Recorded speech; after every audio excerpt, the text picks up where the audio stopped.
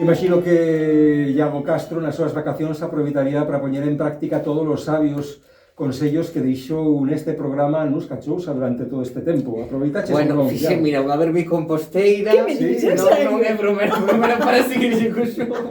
Colábanos, Iago, colábanos. Podía haber seguido, Sí, verdad? sí, que te creíamos, Pero acordábame de todo o tempo a palabra vermicomposteira. Isto pódese compostar, isto non. Ves, eu das palabras esas que me dis a mí non me acordo ninguna. Non. As que me pos así en gallego tan tal que non... Poñeche trampas tamén, claro. Sí.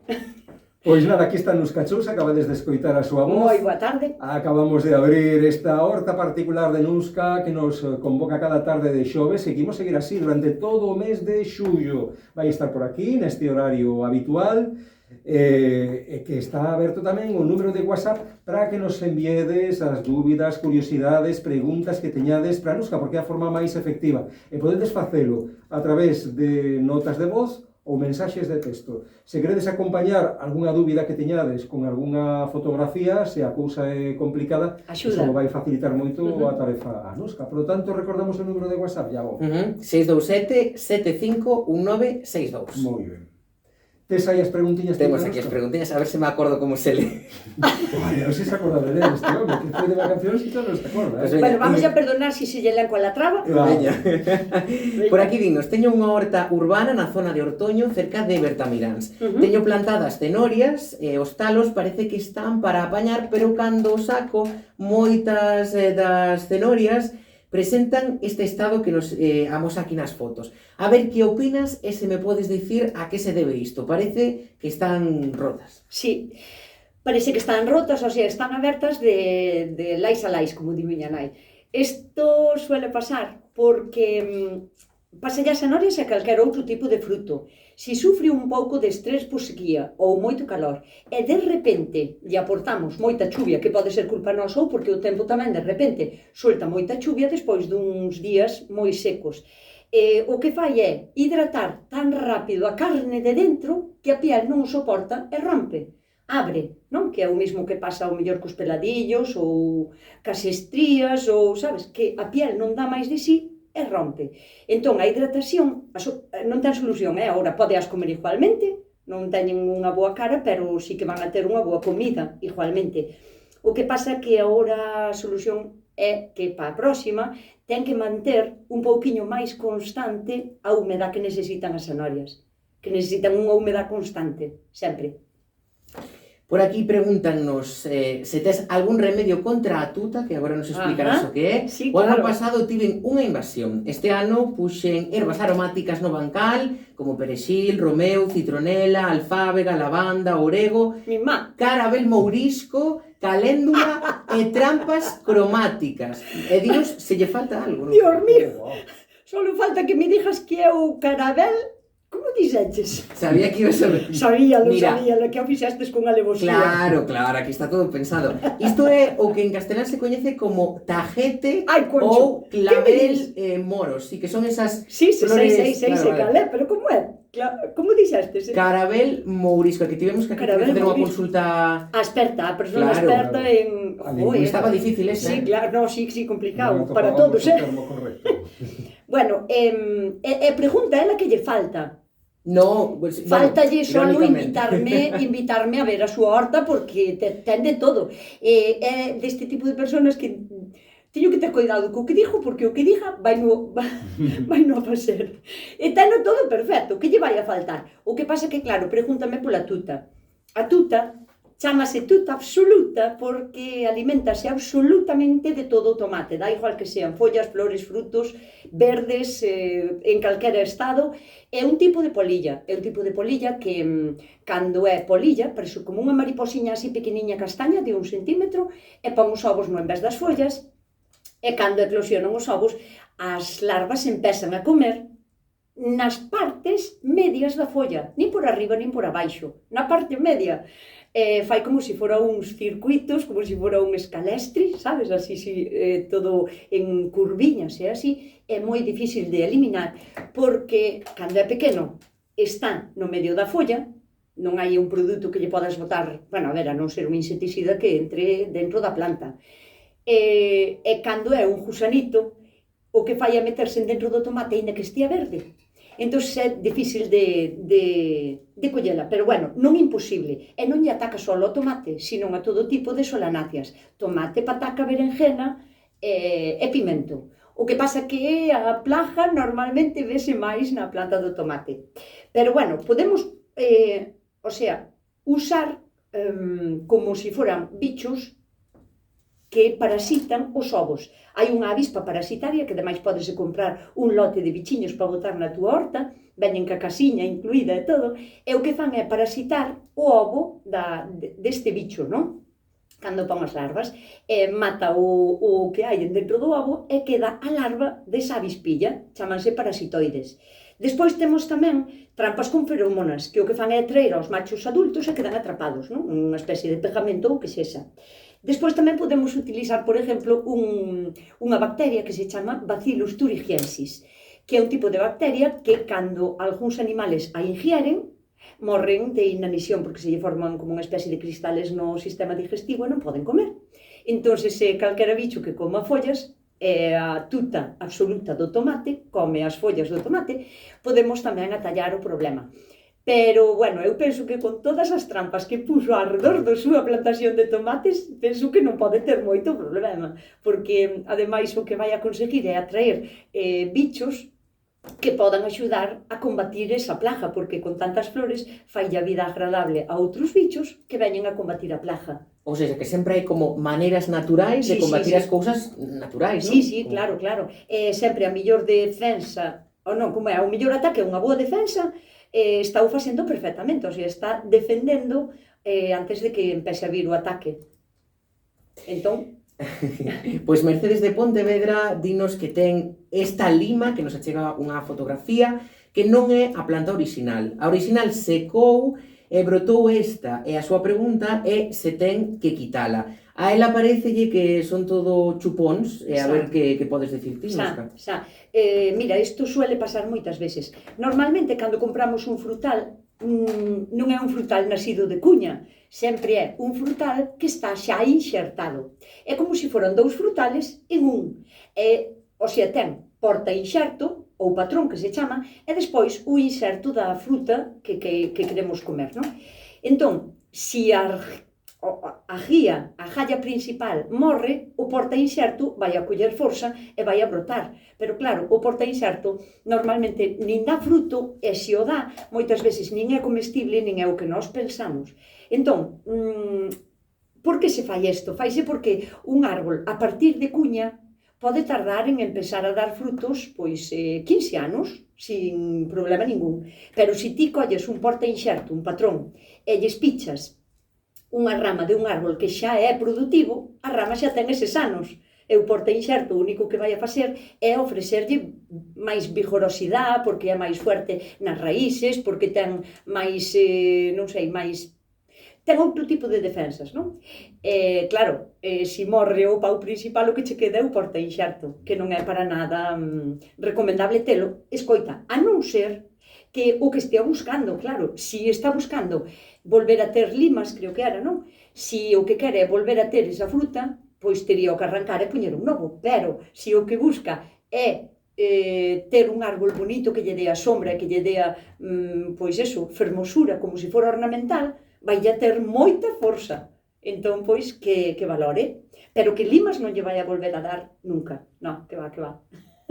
Pois imos lembrar novamente, Iago, se che parece, ese número de WhatsApp para que amigos e amigas do programa que tiñan dúbidas sobre que plantar, como facelo, como mellorar a súa horta, que sei eu, as infinidades de dúbidas que un pode ter cando se achega a este hobby, non? Para moitos tan maravilloso, pois que podan facer a través do número de WhatsApp. 627-751962. Proseguimos con estas cosas. Vaya lá. Por aquí gustaríalle saber como se recolle a espinaca tetragonia. Isto xa tens que saber ti. Sí, esa nunca me... De feito, eu pronuncio esta mellor que tetragonia. E dinos cortar os talos ou recortar as puntas. Sí, mira, a espinaca tetragonia é un tipo de espinaca que bueno, en cualidades alimentarias é exactamente igual que a outra. A maneira de tratala, de comela, é como a outra, solo que para min é moito máis versátil porque a espinaca normal que conocemos de follas é máis parecida como a unha rabisa. Ti plántala, bota 4 folliñas e logo grela, non? Vais eche de contar, tens que estar como seguido plantando. Pero a tetragonia, aparte de facer unha especie de mata ornamental preciosa que colga, que podes usala como ornamental simplemente, é un tipo de espinaca que é moi resistente, que si ten sol vai a ir ben, si ten sombra vai a ir moi ben, si ten moita humedad vai a ir ben, e si ten pouca humedad tamén lle vai ben, o sea, que se adapta tan ben que para min é unha maravilla, o sea, xa non penso en poñer outro tipo de espinaca, así que anotade, espinaca tetragonia. Fai uns anos isto era imposible de encontrar, pero ahora xa é como máis fácil atopar sementes en tiendas normales que temos así por aquí na Bisbarra. Así que recomendo mola moito. O de recollela vai a depender, porque mira, pódese consumir, se a plantastes moi xunta, podes consumir o que é a planta cando ten unha cuarta, consumirla inteira, hasta incluso a raíz. Pero se a deixas como medrar moito, tes dúas opcións. Coller, porque vai medrando como en brazos colgados, non? Ti tes a opción de coller ese brazo e quitarlle só as follas e deixar o brazo, porque vai a criar como novos brazos que salen como brotes novos de cada un deles e vais a volver a encher de frondosidade. Ou tes a opción tamén de que se queres un pouco rareala ou xa non a queres ter ali, ou se queres, tamén tes a opción de cortarlle as puntas ou de quitarlle as follas. Non lle vas a facer daño ningún, mira que si é maravillosa esta planta, que hasta podes abusar de podala, de quitarlle todas as follas e non vai a ter mal ningún. Volve a rebrotar, volve ao mismo. Así que, pois, como ves, a mellor... Por aquí, Lorena dinos que está en Inglaterra na casa de seus sogros e no seu xardín teñen un problema cos seus rosais. Como espero que poidas apreciar na foto, Nuska, hai uns vermes verdes que están a comer as follas. Non sei se os coñecerás, pero supoño que sí. Espero que os vermes ingleses e os galegos non sexan moi diferentes. Que teñen que facer para acabar con eles? E aproveito para felicitarvos a Radio Galega e a ti por ofrecernos este espazo tan informativo e divertido. Que guai, pois un saludo moi especial para Lorena. Dios vivo, en Inglaterra, pois para Lorena e para os ogros tamén. Mira, o gusano é o que nós aquí lle chamamos a lagarta, o sea, a lagarta pero do rosal, non é o mismo que a lagarta da col. Non é a lagarta xeral, non? Non, eu pensei que sabías a que me refería. Non, ves, é moito tecnicismo. Un tipo de gusano que polo seu xeito de andar, que se move como así, como en espiral, para arriba. Como a forma do cabaliño de mar, non? Que ten así esa forma do pescozo... Sí, pero bueno, eso que arquea moito o corpo para avanzar, arquea o corpo para poder avanzar, ese é a súa... Pois chamanse lagartas. O que pasa que esta é a lagarta do rosal. E o seu nombre é Tretedinia. Que o tuven que ler, porque por si ela o quere buscar, porque seguro que por lagarta do rosal non. Por gusano do rosal tamén o pode encontrar se o quere buscar. A verdade é que se ve tan ben, e o rosal vese tan bonito, frondoso e verde, que eu non loitaría moito contra ele. É verdade que donde pon, porque é tamén un tipo de polilla, como unha mariposa cativa, onde pon os ovos, eses ovos cando eclosiona, pois temos aí 7, 8, 10, 15 gusanos todos xuntos comendo unha folla que vai a acabar co rosal. Pero bueno, que despois fan pupa e logo marchan. Pero bueno, é posible que volvan para o ano a poñer donde eles naceron. Entonces, a mellor maneira, a máis ecológica e a máis inmediata é ir e quitalos á man, porque son moi visibles. O sea, ti colles esa folla, sacolles os 10 ou 15 gusanos a unha bolsiña e desfaste deles. Despois tamén funciona moi ben, se ten moita plaga, porque nesta foto non se ven moitos, recomendolle que mire polo bacillus, o Bacillus thuringiensis, porque o que fan estes bichos é comer a folla. Entón, nós se lle botamos esa bacteria encima da folla, que ademais non é tóxica, non é mala para outros bichos, non é mala para polinizadores, non é mala para paxariños, por exemplo, nin para nós. Entón, se lla botamos, o que van a facer é os bichos comer a folla e de paso comen o bacillus e acaban con eles de unha maneira ecológica, limpa e natural. Así que xa ten aí os dous remedios. Pero recomendolle quitalos á man, sempre que unha plaga é visible, para min non é plaga. Para min as peores plagas son os hongos, os virus, as bacterias. Pois un saúdo moi especial para esta Sí. amiga que nos escribiu esta consulta desde o Reino Unido. Seguimos, Iago. Danos Ainda tempo, queda- non? Sí, Sí. sí, home. Será por tempo na radio, por favor. Cousas mellores fixo Nusca en minuto e medio. Sí. Por aquí dignos, Paula quere saber por que despois de facer kefir, coalo e deixalo na neveira máis ou menos 2 días, por que se lle puido poñer así como está nesta imaxe? A ver se a podes explicar un pouco. Mira, é algo moi raro, porque o kéfir, unha vez que está fermentado, o separamos, se está ben fermentado, o sea, se chegou a término a fermentación, o colamos e lle quitamos os nódulos de kéfir, é moi raro que faga isto en un solo día. En un solo día na nevera. Non sei, algo non me encaixa. Poden pasar varias cousas.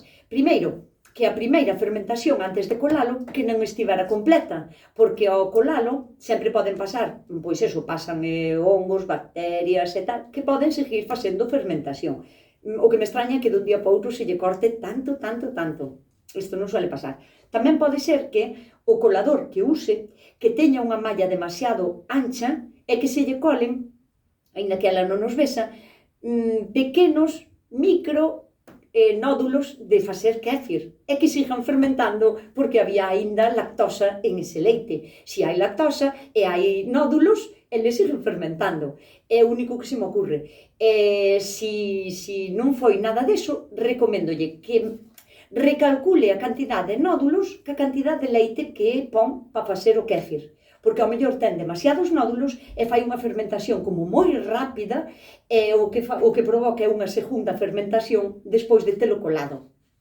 Pois aí está, resposta para esta amiga do programa. É unha consideración que saibades que temos un número de WhatsApp que tedes que utilizar se queredes poñervos en contacto con Nusca de hoxe en 7 días, porque hoxe xa non vai dar tempo a máis nada, pero ese número válenos para que mandedes calquera curiosidade que teñades a través dun texto ou unha nota de voz, como tamén fixo algún que outro amigo do programa, porque lle resultaba moito máis cómodo, máis operativo. Sí. Todo iso podese facer a través deste número de WhatsApp, Iago. O 627 75 1962. Está aberto a partir deste momento. A próxima semana o xoves volverá por aquí Nusca e poñerá en orde pois todas as respostas a esas preguntas que teñades. Estamos agora nun mes de xullo con calor, moita calor, que xa estamos notando e que vendo o mes de atrás. Bo mes para que? Para facer que Nusca na horta? Ai, o traballo da horta do mes de julio e de agosto son os máis intensos. Sí? Sí, porque entre a hora que hai que empezar a recoller as cebolas e os allos e empezar a plantar outra vez as crucíferas para poder ter para o inverno, o sea, despois de retirar allos e cebolas, non podemos volver a plantar outra vez cebolas, nin puerros, nin da mesma familia das aliáceas. Mellor é crucíferas porque as aliáceas non consumen nitrógeno. Entón está disponible para poder plantar os repolos. Bueno, traballos de poda, de limpeza, de saneamento, de controlar os hongos dos tomates, dos pimentos, regar continuamente, moitísimo traballo. A erva que medra a unha velocidade increíble, Dios mío. Dios mío, bendito. Cortas erva, usa mañá está outro mes para apañar. Sí. Pois traballiño non vai faltar. Non, traballo non, pero con moita alegría e con moito entusiasmo, sempre. Hai que facelo así, sempre. Non hai outra. Pois Nusca, ata a semana que ven. Hasta a semana que ven. Son as 5.